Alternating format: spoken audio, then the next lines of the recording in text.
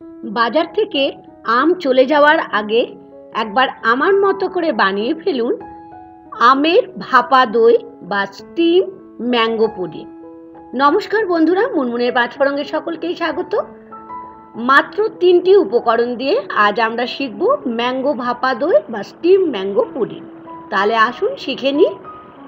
আমি এর জন্য আম নিয়েছি 500 গ্রাম ওজনের, আর আমটা একটু বড় সাইজেরই নিয়েছি। আপনারা আপনাদের পরিমাণ মতো আপনারা নিতে পারেন। প্রথমেই আমটাকে বেশ ভালো করে ধুয়ে আমি দেখুন ঠিক এরকমভাবে একটু বেশি করে দেখলেন ঠিক এরকমভাবে কেটে নিলাম। এখন আমের যে খোসাটা আছে সেই খোসাটাকে আমি আস্তে আস্তে এরকমভাবে পিল করে নেব। আপনারা ইচ্ছে হলে পিল নাও করতে পারেন, তবে পিল করে মানে খোসাটা যদি উঠিয়ে নেন তাহলে কাটতে খুব সুবিধা হয়। এখন আমার পরের স্টেপে চলে যাচ্ছি। আমটাকে ঠিক এরকম ভাবে আমি কেটে নিচ্ছি। দেখুন স্লাইস, যেমন করে আমরা স্লাইস করি না, ঠিক সেরকম ভাবে আমরা আমটাকে স্লাইস করে নেব। ছোট ছোট পিস করে আমি কেটে নিচ্ছি। আর এখনো বাজারে কিন্তু বেশ ভালো মিষ্টি আম পাওয়া যাচ্ছে।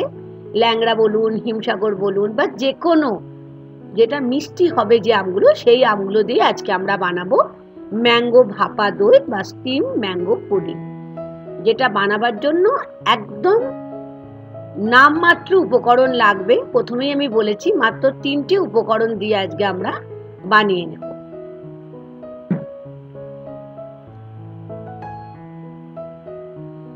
হ্যাঁ, আপনারা নিশ্চয়ই আম কাটতেই জানেন, তবে কেন আমি বলছি যে খোসা ছাড়ালে কিন্তু আমটা কাটতে সুবিধা হবে। দেখুন ঠিক এরকম করে আমগুলোকে আমি পিস পিস করে কেটে নিলাম।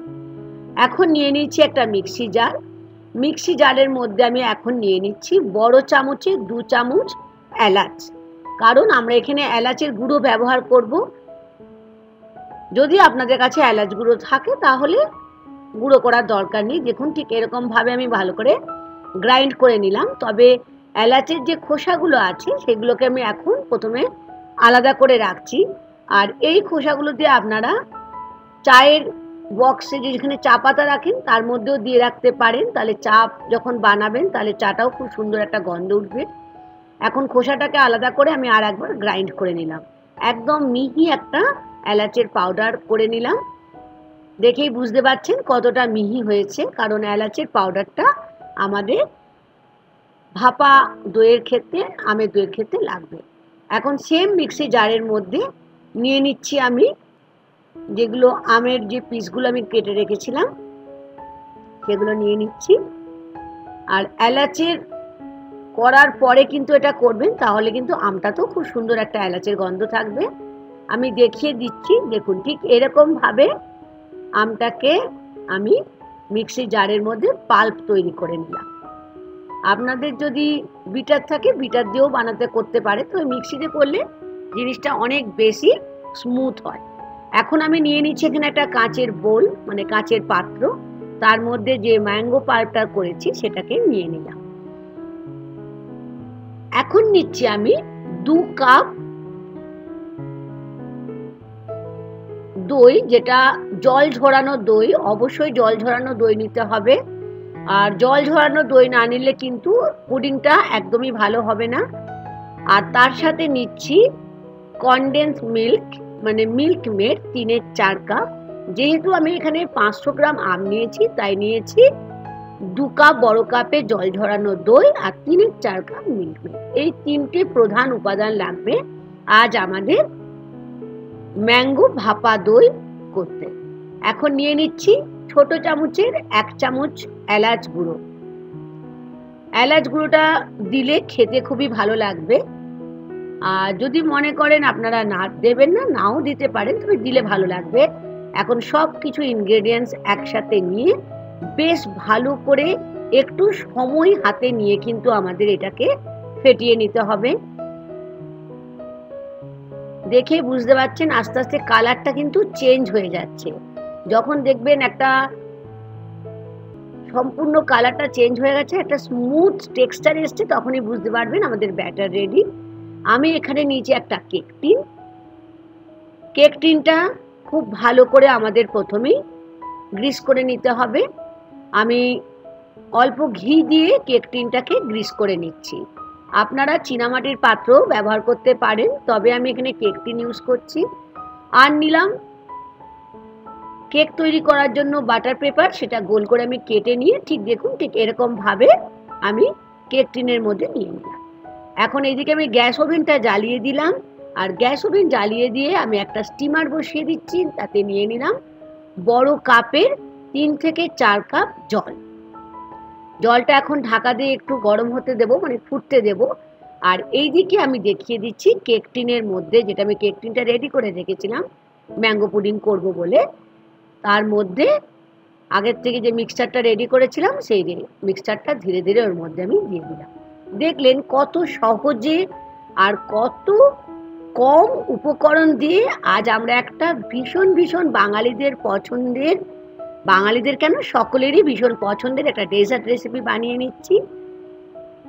এখন ফেরত এলাম, পুডিং যেখানে বানাবো বলে গরম জল করতে দিয়েছিলাম সেটা খুলে খুব সাবধানে আমি একটা স্ট্যান্ড দিয়ে নিলাম।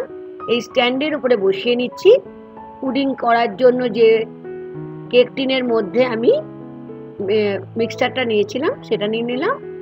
আর তার উপরে একটা অ্যালুমিনিয়াম ফয়েল দিয়ে এটাকে ঢাকা দিয়ে দিচ্ছি, তাতে যেন যখন এটা ঢাকা দেবো তাহলে জলটা যেন ওর মধ্যে না পড়ে, কারণ এটা তো স্টিমে হবে। এখন লো ফ্লেমে 30 থেকে 40 মিনিট আমি এটাকে রেখে দিলাম। ফেরত এলাম 30 থেকে 40 মিনিট পর।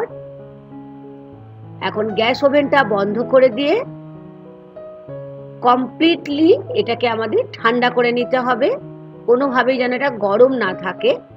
আমি দেখিয়ে দিচ্ছি, এখানে দেখে বুঝতে পারছেন কি সুন্দর এখানে জমে গেছে। তবে এর পরেও একটু প্রসিডিওর আমাদের আছে। এখন একদম যখন দেখবেন ঠান্ডা হয়ে গেছে, আমি দেখিয়ে দিচ্ছি অ্যালুমিনিয়াম ফয়েলটা খুলে কতটা ঠান্ডা হয়ে যাওয়ার পরে কেমন সুন্দর এটা জমেছে। দেখেছেন ঠিক এরকম ভাবে জমে গেছে।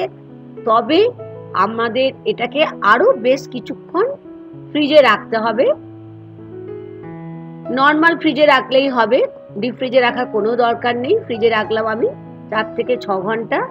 4 থেকে 6 ঘন্টা ফ্রিজে রাখার পরে ফেরত এলাম। 6 ঘন্টা পরে আমি খুলে দেখিয়ে দিচ্ছি আমাদের ম্যাঙ্গো স্টিম পুডিং বা আমের ভাপা আমের দই একদম রেডি হয়ে গেছে। আমি একটা প্লেট নিয়ে এটাকে আনমোল্ড করে দিলাম।